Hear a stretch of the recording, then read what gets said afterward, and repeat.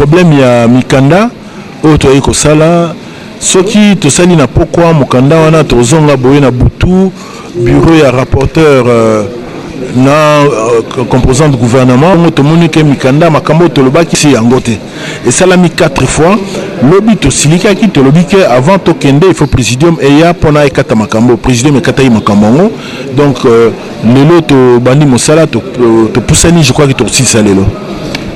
Si ma solo il y a concertation nationale, vous êtes député national, session en septembre, vous avez session consacrée, bien session budgétaire dans l'Assemblée nationale, sauf que le développement des alliés économiques nous avons traité. Mais comment on a le ma solo, vous avez tout le monde est dans une thématique, dans une légèreté des alliés.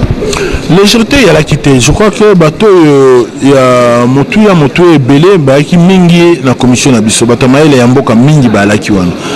Ancien gouverneur, gouverneur à Sikoyo, ancien ministre à finance, bateau belé ba la ki. Ma solo au salama bien. Même à Bemoko Tomoni, elle est montée ma likunya gouvernement, composante à gouvernement et la quatrième majorité présidentielle. Ce qui to continue ba concertation, ça veut dire que Mboka et le Mogo Otambo Malamouté. C'est trompaki. Il y a mon essai comment flottement on a un problème là moqué. Mais bon, je crois que tu vas comprendre les uns et les autres va comprendre que tu es à pendant au commissaire gouvernemental. Parce que ce qui croissance et à solo que croissance est dans beaucoup d'habitude.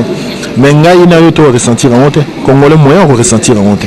Pour nani ni moui bileki na gouvernement oui.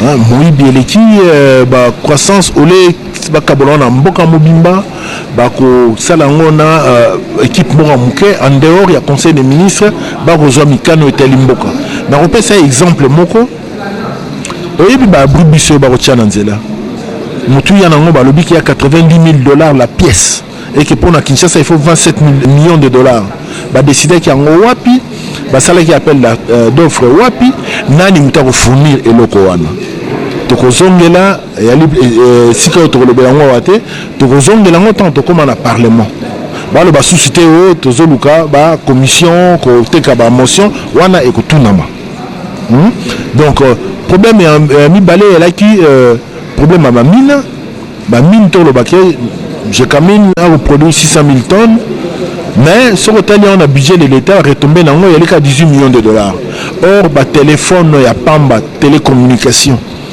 et qu'on coûte 200 millions de dollars na budget na biso. Bah il faut expliquer mon ennemi puisque prix à cuivre et à l'icole à $8,000 la tonne. Aux une à 600 000 tonnes par an, au sali multiplication aux montant. Mais n'engagez pas 18 millions de dollars na nini. Bah expliquer biso.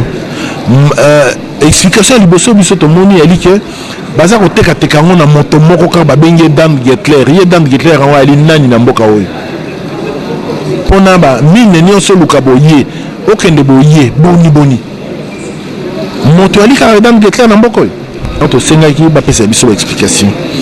Troisième point il y a là qui sur détournement ya ba attribution ya conseil des ministres ba loi ya mboka elobi que décision est telle gouvernement que kozomaka kana kati ya conseil des ministres mais besoin koyoka bino boyebi ba pandisango ba lukipe ba sango.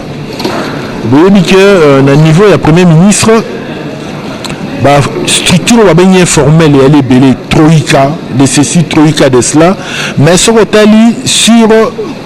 à peu près 100 conseils des ministres, Basali Kaka 18, depuis le Premier ministre a eu la place.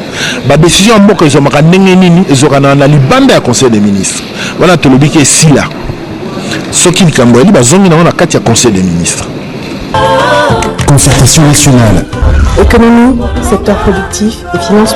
Écopé Sama, recommandation Écopé Sama, mais le chef de l'État, c'est que Akangelabiso, ancien ministre Mogo, ou bien ministre Mogo Asika, ancien premier ministre Mogo, ou bien premier ministre Asika, parce que on ne pas exagéré.